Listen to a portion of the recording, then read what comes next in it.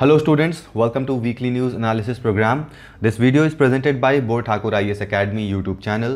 और आज के इस वीडियो में हम 27 अगस्त से लेकर 2 सितंबर के बीच में जो भी इंपॉर्टेंट आर्टिकल्स आए हैं उन सभी आर्टिकल्स को डिस्कस करने वाले हैं। सो लेट्स सी आज के इस वीडियो में हम कौन कौन से टॉपिक्स को डिस्कस करेंगे। Our today's first topic would be battery waste management rule 2022। हमारा अगला टॉपिक होगा one nation one fertiliser. Then will be learning about southern rice black streak dwarf virus. हमारा अगला टॉपिक होगा सेती रिवर। इस रिवर पर 2 नए हाइड्रो इलेक्ट्रिक पावर प्लांट्स बन रहे हैं, यहाँ पर ये सब जानकारी लेंगे हम। हमारा अगला टॉपिक होगा NASA's Artemis programme. Then will learn about Swachh Sagar Surakshit Sagar campaign. हमारा अगला टॉपिक होगा recognition of prior learning programme and today's last topic would be F1M1 visa programme. Before starting with the topic I would like to tell you please like share and subscribe बोर Thakur IAS academy YouTube channel. आप हमारे Telegram channel को भी follow कर सकते हैं। Telegram पर आप सर्च कीजिए BIAS अकेडमी, आपको हमारा चैनल मिल जाएगा। Please follow that channel and you will get every update regarding test series videos anything any update will be given on Telegram. साथ ही में आप बेल आइकन भी प्रेस कर दें यूट्यूब पर ताकि आपको रेगुलर नोटिफिकेशंस मिलती रहें। Right, so let's start with the very first topic. ये आपका GS पेपर 3 में आता है, एनवायरमेंटल पोल्यूशन एंड डिग्रेडेशन। तो गवर्नमेंट ने battery waste management rule 2022 notify किया है।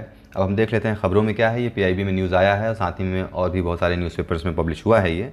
तो यहाँ पर न्यूज़ में बताया गया है कि union ministry of environment forest and climate change notified the battery waste management rule 2022 with an aim to ensure environmentally sound management of waste batteries। हम जानते हैं जो भी बैटरीज यूज़ होती हैं, यूज़ होने के बाद वो वेस्ट के रूप में एनवायरनमेंट में डंप कर दी जाती हैं। तो अब इन वेस्ट बैटरीज का जो भी मटेरियल बचता है या फिर जो वेस्ट बैटरीज बचती हैं उनको मैनेज कैसे किया जाए, उसके लिए ये नए रूल्स नोटिफाई किए गए हैं। राइट, अब ये जो नए रूल्स इंट्रोड्यूस किए गए हैं ये कौन कौन से टाइप ऑफ बैटरी पर लागू होते हैं। तो ये electric vehicle battery, portable batteries, automotive batteries, industrial batteries, इन सभी बैटरीज पर ये नए रूल्स लागू होंगे। राइट, अब ये बैटरी का ये जो नया वेस्ट मैनेजमेंट रूल है इसको लाने की ज़रूरत क्यों पड़ी। तो सबसे पहले कि ये कि 2001 में लास्ट टाइम जो भी रूल्स हैं वेस्ट मैनेजमेंट के रिगार्डिंग बैटरी के, लास्ट टाइम 2001 में ये नोटिफाई हुए थे। उसके बाद अब जाके ये चेंज हुए हैं, यानी कि अब यहाँ पर अपडेट लाया जा रहा है। तो काफ़ी समय हो गया था, इसलिए नए रूल की यहाँ पर बहुत ही ज़रूरत थी। और हम अभी देख सकते हैं कि इलेक्ट्रिक व्हीकल की मांग ज़्यादा बढ़ रही है, क्योंकि जो इलेक्ट्रिक व्हीकल हैं वो पहली बात बैटरीज जो यूज़ करती हैं उसके वजह से जो एनवायरनमेंट में पोल्यूशन होता है वो पोल्यूशन नहीं होगा और साथ साथ में एफिशिएंसीज बढ़ेंगी और बैटरीज़ का यूज़ बहुत ज़्यादा होना है। अब जब बैटरीज़ का यूज़ बहुत ज़्यादा बढ़ेगा तो उसके वेस्ट भी बढ़ेंगे, इसलिए यहाँ पर बैटरी वेस्ट मैनेजमेंट रूल्स लाना बहुत ही ज़रूरी था। अब यहाँ पर ये भी बताया जा रहा है कि सेंट्रल गवर्नमेंट जो है इलेक्ट्रिक व्हीकल को प्रमोट करेंगी बहुत ज़्यादा सब्सिडीज़ देकर। अब जब सब्सिडीज़ मिलेंगे लोगों को, सीधी सी बात है लोग इलेक्ट्रिक व्हीकल स्विच करेंगे, क्योंकि कई तरीके से उनको किफ़ायती पड़ेगा, सस्ता पड़ेगा, प्लस एनवायरनमेंट के लिए भी बेनिफिशियल है। इसलिए यहाँ पर नया वेस्ट मैनेजमेंट रूल लाना बहुत ही ज़रूरी था। साथ ही जो नए रूल्स लाए गए हैं उसमें जो अहम हिस्सा है, जो मेजर पॉइंट है, वो है recovery and recycling process of portable batteries. तो जो भी बैटरीज पोर्टेबल हैं उनको रिकवर कैसे किया जा सकता है, रिसाइकिल कैसे किया जा सकता है, जो भी वेस्ट मटेरियल है उसके बारे में इंपॉर्टेंट फैक्ट्स यहाँ पर बताए गए हैं। अब हम हाइलाइट्स की बात करें, जो रूल्स में क्या क्या नए रूल्स में हाईलाइटेड सेक्शंस हैं। तो सबसे पहला है एक्सटेंडेड प्रोड्यूसर रिस्पॉन्सिबिलिटी, यानी कि जो भी बैटरी प्रोड्यूसर हैं उनकी रिस्पॉन्सिबिलिटी को बढ़ा दिया गया है। पहले उनकी रिस्पॉन्सिबिलिटी क्या होती थी, वो सिर्फ बैटरी को प्रोड्यूस करेंगे और मार्केट में फेंक देंगे या फिर डंप कर देंगे। उसी जो व्हीकल्स बनाते हैं वो इन बैटरीज़ का यूज़ करके अपना काम चलाएंगे। लेकिन अब जो लोग प्रोड्यूस कर रहे हैं, चाहे वो बैटरी प्रोड्यूसर हों या फिर व्हीकल प्रोड्यूसर हों, उनको अब एक और एक्सटेंडेड जिम्मेदारी दे दी गई है कि अब वो जो भी बैटरीज वेस्ट हो रही हैं उनको कलेक्ट करेंगे, रिसाइकिल करेंगे और रीयूज़ करेंगे जो भी बैटरी के वेस्ट मटेरियल है, और उसको रीयूज़ किया जा सकता है कहाँ पर, अपने नए बैटरी के प्रोडक्शन प्रोसेस में। ठीक है, अगला है सेंट्रलाइज EPR पोर्टल। इसके लिए एक एक्सटेंडेड प्रोड्यूसर रिस्पॉन्सिबिलिटी पोर्टल भी बनाया गया है, जहाँ पर जो ऐसे लोग काम करेंगे उनके लिए EPR सर्टिफिकेट्स मिलेंगे और जो नहीं करेंगे EPR सर्टिफिकेट्स नहीं मिलेंगे और उनका लाइसेंस भी कैंसिल हो सकता है। अगला है ये एंटरप्रेन्योरशिप को प्रमोट करेगा, क्योंकि यहाँ पर हम देख सकते हैं collection and recycling of and reuse of battery. अब बैटरी बहुत जगह पे फैली होगी तो वहाँ से कलेक्ट करके रिसाइकल करके रीयूज़ करना, तो यहाँ पर एक नए बिजनेस अपॉर्चुनिटीज़ यहाँ पर आ रही हैं, तो ये एंटरप्रेन्योरशिप को बढ़ावा देगा। अगला है बैटरी रिसाइकलिंग स्टैंडर्ड। तो इस रूल में जो बैटरीज रिसाइकिल की जा रही हैं उनके लिए एक स्टैंडर्ड भी बनाया गया है कि ऐसा नहीं हम किसी भी बैटरी को रिसाइकिल कर देंगे, या फिर बहुत सारे जो रीजंस होते हैं, ऐसा होता है कभी कभी कुछ बैटरीज रिसाइकिल करने लायक होती हैं फिर भी उसको हम वेस्ट में फेंक देते हैं, लेकिन यहाँ पर कुछ स्टैंडर्ड्स बना दिए गए हैं कि आप इससे नीचे के बैटरीज फेंकेंगे और उस एक स्टैंडर्ड के ऊपर के बैटरीज को आप रिसाइकिल करेंगे। या फिर रिसाइकलिंग प्रोसेस बहुत तरीके की हो सकती है कि आप जो वेस्ट बैटरी है उसमें से कुछ कंपोनेंट निकाल के अपने नए बैटरी में यूज़ कर सकते हैं, राइट। अब यहाँ पर ये सब बताया गया है। और जो दूसरे पॉइंट्स हैं, use of recycle material in production process. अब जो ये मैं पहले बता चुका हूँ कि जो भी वेस्ट मटेरियल है और जो मटेरियल को रिसाइकिल किया जा सकता है तो उन रिसाइकिल प्रोडक्ट को नए बैटरी प्रोडक्शन प्रोसेस में यूज़ किया जाना है। और लास्ट में सबसे इंपॉर्टेंट सेक्शन यहाँ पर आता है पेनल्टी फॉर पोल्यूशन। तो जो लोग इसका उल्लंघन करते हैं, जो लोग वेस्ट बैटरी यूज़ करते हैं या फिर वेस्ट बैटरी को सही से कलेक्ट करके उसका रिसाइकिल नहीं कर रहे हैं, तो उनके लिए पेनल्टी लागू किया जाएगा। वहाँ पर कॉम्पनसेशन हो सकता है, उनको पैसे दे सकते हैं, और जो पैसे मिलेंगे वो पैसे कहाँ पर यूज़ होने वाले हैं, तो वो वही recycling and uncollected waste batteries, वो उन्हीं के पोर्शन में यूज़ होने वाले हैं। मतलब जो पैसा पेनल्टी के रूप में मिलेगा वो रिसाइकल बैटरीज या फिर वेस्ट बैटरी को कलेक्शन एंड रिसाइकलिंग प्रोसेस में यूज़ हो जाएगा, ठीक है। अब बैटरी रिसाइकलिंग क्या है? तो रिसाइकलिंग का सिंपल सा मतलब होता है कि कोई भी प्रोडक्ट, कोई भी वेस्ट मटेरियल जो कि एनवायरनमेंट में डंप किया जा रहा है और पॉसिबिलिटीज़ हैं कि उस प्रोडक्ट को हम फिर से रिसाइकिल या रिफर्बिश करके या फिर उनके कंपोनेंट्स को फिर से यूज़ करके नए बैटरीज बना देते हैं, उस प्रोसेस को हम रिसाइकलिंग करते हैं। तो जहाँ पर बैटरी रिसाइकलिंग आ जाता है तो हम बैटरी यहाँ पर सिर्फ जोड़ देंगे, बाकी प्रोसेस वही रहेगा। बैटरी में बहुत सारे ऐसे हैवी मेटल्स होते हैं और टॉक्सिक मेटल्स भी होते हैं जिसके वजह से ये रिसाइकलिंग और वेस्ट मैनेजमेंट बहुत ही ज़रूरी हो जाता है, ठीक है। इसीलिए जो डिस्पोज़ किया जा रहा है, जो वेस्ट मटेरियल को डिस्पोज़ किया जा रहा है, तो उसको बहुत ही एक मेजर कंसर्न हो सकता है एनवायरनमेंट के लिए, चाहे सॉइल कंटेमिनेशन के लिए या फिर वाटर पोल्यूशन के लिए। अब इससे रिलेटेड बहुत सारे क्वेश्चंस प्रीवियस ईयर में भी आ चुके हैं और आगे भी पॉसिबिलिटीज़ है आने क्वेश्चन की। जैसे 2016 में ये मेंस का क्वेश्चन आया था, what are the impediments in disposing of huge quantities of discarded solid waste which are continuously being generated, how do we remove safely the toxic waste that has been accumulated in our habitable environment. यहाँ पर ये waste management से related question आया था, pre में भी आप देख सकते हैं, या फिर प्री के क्वेश्चन कैसे बन सकते हैं यहाँ पर आप ये फिगर आउट कर सकते हैं, right. Moving to our next topic, ये जीएस पेपर 2 और 3 का हिस्सा है, गवर्नमेंट पॉलिसीज एंड इंटरवेंशन। यहाँ पर वन नेशन वन फर्टिलाइज़र की बात की जा रही है। अभी आपने वन नेशन वन कार्ड पढ़ा या फिर समझा है आगे। अब यहाँ पर वन नेशन वन फर्टिलाइज़र का मतलब क्या है? इसके नाम से ही बहुत क्लियर है कि पूरे देश में एक ही नाम का फर्टिलाइज़र अब बिकेगा या फिर लोगों को तक पहुँचाया जाएगा। तो यहाँ पर न्यूज़ में बताया गया है कि ministry of chemical and fertilisers has announce that it has been decided to implement one nation one fertiliser by introducing. कैसे ये इंट्रोड्यूस होगा? तो single brand of fertiliser and logo. तो फर्टिलाइज़र का एक सिंगल ब्रांड और लोगो बनाया जाएगा जो कि हर तरीके के फर्टिलाइज़र्स जो भी यूज़ होते हैं उसको सब्सिडी स्कीम के अंडर में लोगों तक पहुँचाएगा। अब ये सब्सिडी स्कीम क्या है? प्रधानमंत्री भारतीय जनुवर्क परियोजना, ठीक है। ये हमारे सब्सिडी का नाम है जिसके अंतर्गत लोगों को या फार्मर्स को सब्सिडी दी जाएगी। अब हम डिटेल्स की बात करें तो ये जो वन नेशन वन फर्टिलाइज़र है इसका इम्प्लीमेंटेशन 2 अक्टूबर 2022 यानी कि गांधी जयंती के दिन से स्टार्ट होने वाला है, राइट। अब यहाँ पर हमने एक बात देखा कि सिंगल ब्रांड ऑफ फर्टिलाइज़र और सिंगल लोगो यूज़ किया जाएगा।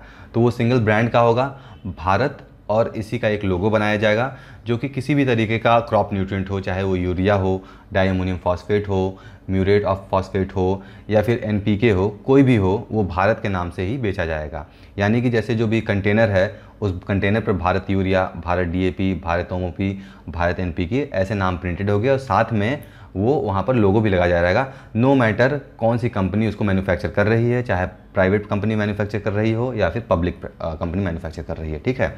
अब इसके बेनिफिट क्या होंगे यहाँ पर आप देख सकते हैं किस तरीके का यहाँ पर डिज़ाइन किया गया है, भारत एनपीके। तो ये आपका क्या है, नाम दिया गया है जो, ठीक है। अब यहाँ पर बोरी में फर्टिलाइजर्स का जो भी होता है सब्सिडी स्कीम है उसके बारे में भी दिखाया जाएगा, काफ़ी चीज़ें यहाँ पर मेंशन रहेगी और जो भी प्रोड्यूसर है उसका यहाँ पर नाम बिल्कुल मेंशन नहीं होगा।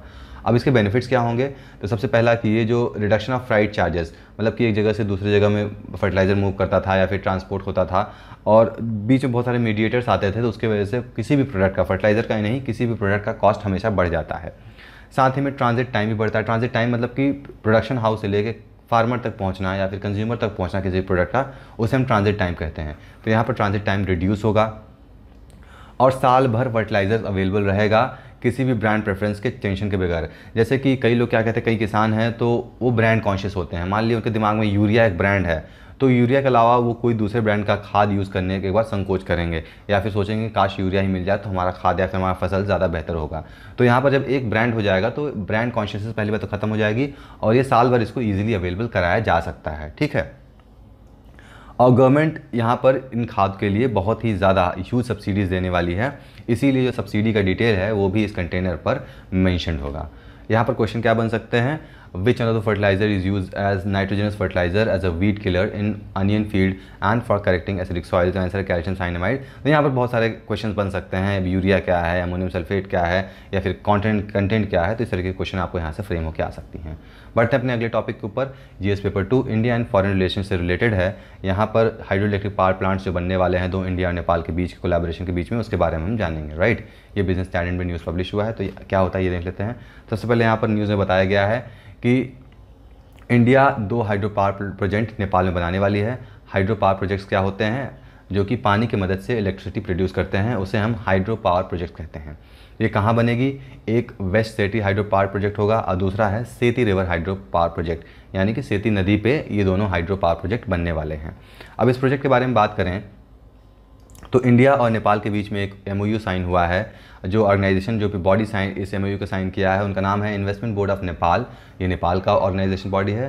और इंडिया में national hydro power corporation limited, ये इंडिया का कंपनी है, बॉडी कह सकते हैं, जिनके बीच में ये एमओयू साइन हुआ है। और एमओयू में ये बताया गया है कि 1200 मेगावाट का प्रोजेक्ट यहाँ पर स्टैब्लिश किया जाएगा। अब इससे बेनिफिट क्या होगा, सबसे पहले बेनिफिट ये होगा कि ये जो हाइड्रो इलेक्ट्रिक पावर प्रोजेक्ट है या फिर हाइड्रो पावर प्रोजेक्ट है, ये साल भर इलेक्ट्रिसिटी प्रोड्यूस करेंगे, यानी कि इसमें कोई बीच में रुकावट नहीं आएगी। और जो भी ये इलेक्ट्रिक प्रोडक्शन हो रहा है, इंडिया इसे या तो फिर अपने पर्सनल कंजप्शन के लिए यूज़ कर सकता है या फिर एक्सपोर्ट करके कुछ पैसे कमा सकता है। अब हम बैकग्राउंड की बात करें कि ये प्रोजेक्ट कब से स्टार्ट हो रहे हैं, तो सबसे पहले 2017 में चाइना के 3 गॉर्जेस इंटरनेशनल कॉर्पोरेशन ने एक जॉइंट वेंचर के साथ ये प्रोजेक्ट स्टार्ट किया था, लेकिन अगले ही साल 2018 में इस प्रोजेक्ट से उन्होंने अपने आप को विड्रॉ कर लिया। अब सेती रिवर की बात करें तो सेती गंडकी रिवर, इसका नाम सेती रिवर भी है या फिर सेती खोला भी इसे कहते हैं, और ये वेस्टर्न नेपाल में बहता है। आप यहाँ पर देख सकते हैं नेपाल है, नेपाल का मैप है, ये वेस्टर्न पार्ट है, ईस्टर्न पार्ट यहाँ होता है। तो इस सेक्शन में इस पार्ट पर ये नदी बह रही है।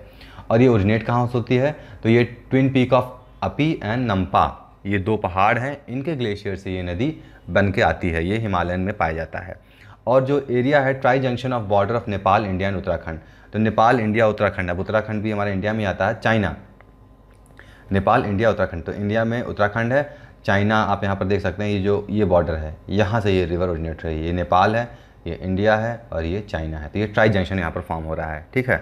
और फाइनली रिवर जो है ये घाघरा रिवर या फिर कर्णाली रिवर, जो कि नेपाल का सबसे लॉन्गेस्ट रिवर है, उसको आगे जाके ज्वाइन कर लेती है, ठीक है। तो ये रिवर के बारे में यहाँ पर आपको कुछ जानकारी दी गई है। अब पावर प्रोजेक्ट्स इंडिया और नेपाल के बीच में पहले के पावर प्रोजेक्ट की बात करें तो अभी तक इसमें 83,000 मेगावाट पावर जनरेशन की पोटेंशियल है इस पावर प्रोजेक्ट में। और इंडिया और नेपाल का कोलैबोरेशन पहली बार 2017 में स्टार्ट हुआ था 2 कंपनीज़ के बीच में, सतलज जल विद्युत निगम एंड GMR एनर्जी। ये हमारा 900 मेगावाट प्रोजेक्ट नेपाल में एनर्जी प्रोड्यूस करने के लिए ये कोलैबोरेशन किया गया था। और इससे पहले इंडिया और नेपाल ने 695 megawatt hydro electric power plant project के लिए डील साइन किया था, जिसका नाम था अरुण 4, जो कि अरुण रिवर नेपाल पे बनना था, ठीक है।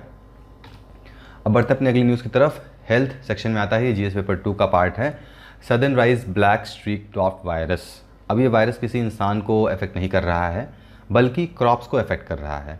कैसे अफेक्ट कर रहा है, तो अभी हाल ही में पंजाब एग्रीकल्चर यूनिवर्सिटी के साइंटिस्ट ने पाया है कि प्लांट्स में एक डिसीज़ आ रही थी, ड्राफ्टिंग की प्रॉब्लम आ रही थी। ड्राफ्टिंग मतलब कि बौना या फिर छोटा होना। जो भी प्लांट अगर सो किया था, प्लांट्स को बोया जाता था, तो जो उनका एक एवरेज हाइट होना चाहिए था, लेकिन वो एवरेज हाइट ना होके बहुत छोटा रह जाता था या फिर बौना रह जाता था। तो ये एक तरीके की बीमारी थी। अब रिसर्चर इस पर काम कर रहे थे और हाल ही में उनको इसके पीछे का रीज़न पता चल गया, क्या रीज़न था। तो ये जो ड्राफ्टिंग था, प्लांट का ड्राफ्टिंग का पीछे का रीज़न था southern rise black streak top virus. तो ये एक वायरस है जिसके वजह से प्लांट्स पर इम्पैक्ट पड़ता था और प्लांट्स की जो हाइट थी वो कम हो जाता था, ठीक है। अब इसके ओरिजिन की बात करें तो सबसे पहले ये सदर्न चाइना में ओरिजिनेट हुआ और सबसे पहली बार 2001 में इसको स्पॉट किया गया था और इसको खोजा गया था।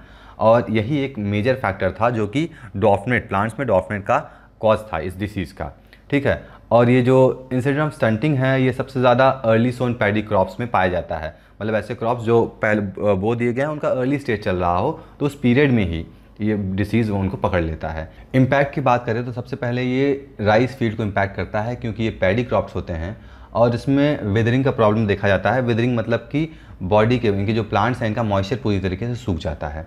अब जिसके वजह से जो हाइट है, जो एक्चुअल में इनका हाइट बढ़ना चाहिए, वो 1/2 या 1/3 ही रह जाता है नॉर्मल प्लांट से। मान लीजिए अगर 2 फीट का प्लांट हो रहा है नॉर्मली, तो 1 फीट का ही ये रहेगा, या फिर इसका 1/3 जो होता है वो हाइट प्लांट का रहेगा। ठीक है। और इसमें जो सिम्टम्स होते हैं, तो प्लांट्स के जो रूट्स होते हैं वो बहुत ही शैलो होते हैं। शैलो मतलब कि खोखले, रूट्स खोखले होते हैं और आसानी से ये टूट के गिर भी सकते हैं। राइट। अब ये जो ऑब्जर्वेशन किया गया है वो किसानों को खेतों में ही किया गया था, वहाँ पर रिसर्चर्स रिसर्च कर रहे थे और वहाँ से इन्होंने इस वायरस के बारे में जानकारी ली है। ठीक है। अब हम बढ़ते हैं अपने अगली न्यूज़ की तरफ। नासाज आर्टेमिस मिशन, ये जीएस पेपर 3 का हिस्सा है, साइंस एंड टेक्नोलॉजी या स्पेस टेक्नोलॉजी के अंडर में आता है। अब न्यूज़ में क्या बताया जा रहा है, Artemis 1 is set to lift off from Kennedy Space Center launching an Orion spacecraft towards the moon for 42 days। यानी कि कैनेडी स्पेस सेंटर से ओरियन स्पेसक्राफ्ट में आर्टेमिस 1 ये एक प्रोग्राम है जो कि मून पर फिर से लोगों को पहुंचाने की एक जद्दोजहद है। इस प्रोग्राम का जो लॉन्चिंग है वो अभी स्टार्ट होने वाला है। अब 42 दिनों के लिए ये लॉन्च, मतलब कि ये लग जाएंगे पूरा वहाँ पर पहुँचने में। अब ये जो लॉन्च है, अपकमिंग लॉन्च है, ये ऐसे 6 आर्टेमिस मून मिशन हैं, उसका सबसे पहला हिस्सा है। टोटल 2028 तक 6 आर्टेमिस मिशन करना है, जिसमें से सबसे पहला हिस्सा जो है अभी ये लॉन्च, अपकमिंग जो लॉन्च है वो होने वाला है। ठीक है। अब आर्टेमिस 1 मिशन की बारे में बात करें तो इसको सबसे पहले एक्सप्लोरेशन मिशन 1 कहा जाता था। मतलब कि स्टार्टिंग में जब ये मिशन के बारे में डिज़ाइन किया गया था, बनाया गया था, इसका नाम एक्सप्लोरेशन मिशन 1 रखा गया था, लेकिन बाद में इसको आर्टेमिस 1 कर दिया गया। और इसमें इस सबसे पहला ऐसा है इंटीग्रेटेड फ्लाइट टेस्ट है NASA's deep space exploration system के लिए। मतलब कि नासा स्पेस को एकदम अच्छे से एक्सप्लोर करना चाहता है, इसका ये पहला इंटीग्रेटेड फ्लाइट टेस्ट है। अब ये जो फ्लाइट है ये अनक्रूड मिशन होगा, मतलब इसमें कोई भी इंसान नहीं जाएंगे, बल्कि मशीन्स जाएंगी और कुछ सैटेलाइट्स भी लॉन्च की जाएंगे। और इसका प्रोसेस ये क्यों किया जा रहा है, ताकि ह्यूमंस को फिर से मून पर पहुंचाया जा सके। 1972 में अपोलो 17 मिशन लॉन्च किया गया था, जिसके तहत या जिसके अंतर्गत में इंसान चांद पर पहुंचे थे और बहुत ही सेफली पहुंचे थे। तो यहाँ पर सेफ्टी टेस्ट, सारी चीज़ें यहाँ पर इस मिशन के दौरान कर लिया जाएगा, ताकि फ्यूचर में ह्यूमंस को मून पर पहुँचाया जा सके। ठीक है। और इसमें ओरियन जो है अपने जर्नी में SLS और ये 10 स्मॉल सैटेलाइट कैरी करने वाली है, जो मैं पहले बता चुका हूँ किस लिए, ताकि इनके कुछ अपने साइंस एंड टेक्नोलॉजी के इन्वेस्टिगेशन है, वो उस लिए 10 सैटेलाइट को भी इस लॉन्च के साथ भेजा जा रहा है। सिग्निफिकेंस क्या होगा, अब मून में अगर सेटलमेंट हो जाता है तो मार्स के एक्सप्लोरेशन के लिए बहुत ही आसानी हो जाएगी, क्योंकि रीलॉन्चिंग के लिए एक स्पेस मिल जाएगा हमें। जैसे अगर हम देखते हैं, अगर ये प्लैनेट्स की बात करें, ये सन है, अर्थ, मरकरी, वीनस, अर्थ, मार्स, चौथा प्लैनेट मार्स है। अब मरकरी, वीनस, अर्थ, अब यहाँ पर अगर मून है, अब मून में जब मून हम जानते हैं मून चारों तरफ अर्थ के रोटेट कर रहा है और सब बॉडी एक्चुअल में सब यहाँ पर रोटेट कर रहे हैं। तो यहाँ पर अगर कहीं पोजीशन इन दोनों के बीच में अगर कहीं मून रहा, तो अगर हम लॉन्च करेंगे कोई सैटेलाइट यहाँ पर, तो यहाँ पर हमें एक स्पॉट मिल जाएगा जहाँ से हम रीलॉन्च कर सकते हैं अपने एक्सप्लोरेशन, मार्स एक्सप्लोरेशन मिशंस को। ठीक है। और दूसरा फ़ायदा क्या होगा, दूसरा ये है स्पेस इकोनॉमी, स्पेस जो है like fuelling new industries, technology, supporting job growth. तो इससे इस मिशन के तहत अगर मून पे इंसान पहुंच जाता है तो बहुत सारे जॉब अपॉर्चुनिटीज़ ओपन होंगी साइंस एरिया फील्ड में। ठीक है। So these are the significant of this Artemis mission. अगली न्यूज़ की तरफ बढ़ते हैं, जीएस पेपर 3 का हिस्सा है, एनवायरनमेंट में है। यहाँ पर हम क्या जानने को देखते हैं, तो अभी स्वच्छ सागर सुरक्षित सागर clean coast safe sea campaign हाल ही में लॉन्च किया गया है। तो ये लॉन्च क्यों किया गया है, इसका एम है जो भी डिग्रेडेशन कॉज्ड है प्लास्टिक के द्वारा, जो भी ओशन के किनारे, जैसे हम जो बीचेस होते हैं वहाँ पर लोग जाते हैं, खाना पीना खाते हैं, बॉटल्स फेंक देते हैं, प्लास्टिक फेंक देते हैं, और अल्टीमेटली जो प्लास्टिक है वो सारी चीज़ें ओशन में जाती है और ओशन लाइफ या फिर मरीन लाइफ को पूरी तरीके से डिटेरियोरेट कर रही है, बहुत ज़्यादा प्रॉब्लम क्रिएट कर रही है। तो उन बीचेस को क्लीन करना ही इस प्रोजेक्ट का एम है। तो यहाँ पर नाम से ही क्लियर है, स्वच्छ सागर सुरक्षित सागर, इंग्लिश में clean coast safe sea campaign. ठीक है। अब जो मिनिस्ट्रीज इन्वॉल्व है इसमें, ministry of earth and sciences, ministry of environment, forest and climate change, national service scheme, Indian coast guard, national disaster management authority, और इसके अलावा बहुत सारे सेंटर और स्टेट नॉन गवर्नमेंट ऑर्गेनाइजेशन जो भी एजुकेशन इंस्टीट्यूट्स हैं, वो सब इस कैंपेन में इन्वॉल्व हैं।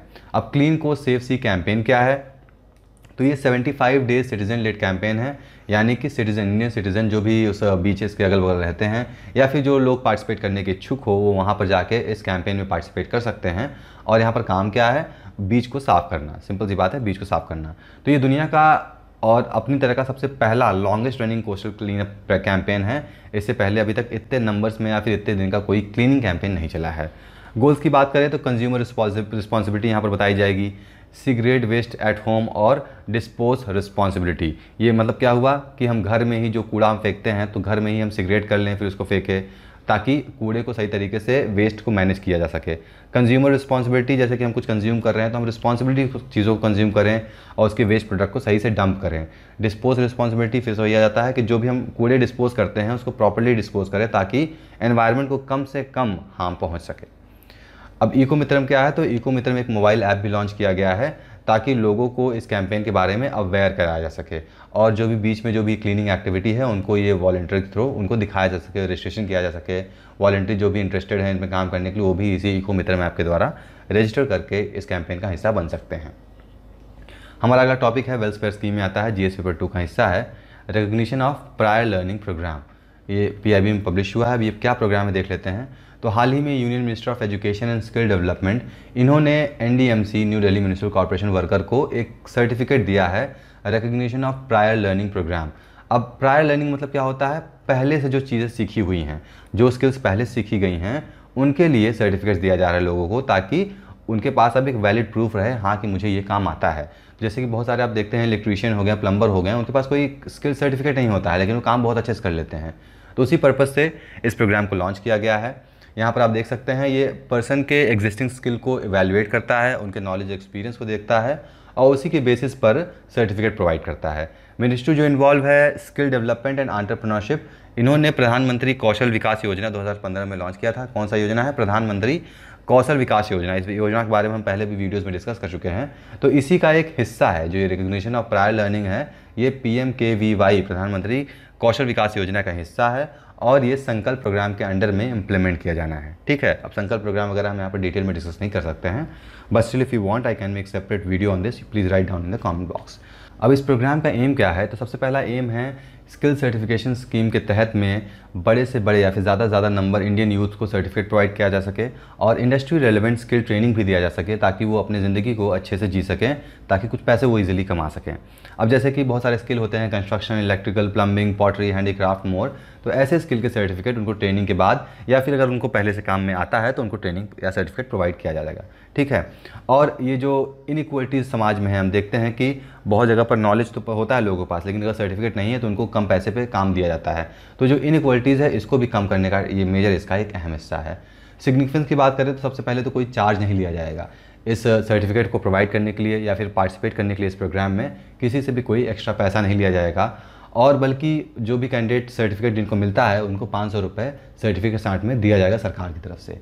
ठीक है, और जो भी लर्निंग है, जो भी फॉर्मल सेटिंग में जो उन्होंने सीखा है उसके लिए भी यहाँ पर ट्रेनिंग दिया जाएगा, कुछ टेस्ट लिए जाएंगे, टेस्ट के बाद उनको सर्टिफिकेट दिया जाएगा और सर्टिफिकेट साथ 500 रुपीज़ भी दिया जाएगा। ठीक है, और साथ ही में उनको डिजिटल और फाइनेंशियल लिटरेसी के बारे में यहाँ पर उनको अवेयर कराया जाएगा। इंश्योरेंस कवरेज भी उनको दिया जाएगा 3 साल के लिए फ्री ऑफ कॉस्ट। देखिए इतने सारे बेनिफिट है इस RPL स्कीम का। अब हम बढ़ेंगे अपने अगले टॉपिक की तरफ। Indians get nearly twice as many US student visas as Chinese. ये जीएस पेपर 2 का हिस्सा है और आज का हमारा लास्ट टॉपिक है। तो हम जानते हैं वीज़ाज़ बहुत तरीके के होते हैं, जैसे कि जॉब वीज़ा अलग होता है, स्टडी वीज़ा अलग होता है। तो यहाँ पर हम स्टडी वीज़ा के बारे में बात करने वाले हैं। तो अभी तक अगर आप डेटा को देखेंगे तो 2018, 19, 20, 21, 22 तो यहाँ पर पाया गया है कि सबसे ज़्यादा चाइनीज़ स्टूडेंट को वीज़ा मिल रहा है। अमेरिकन वीज़ा आप यहाँ पर देख रहे हैं, सबसे ज़्यादा चाइनीज़ स्टूडेंट को मिल रहा था। सेकंड नंबर पे हमेशा से इंडिया था और थर्ड नंबर पे साउथ कोरिया है।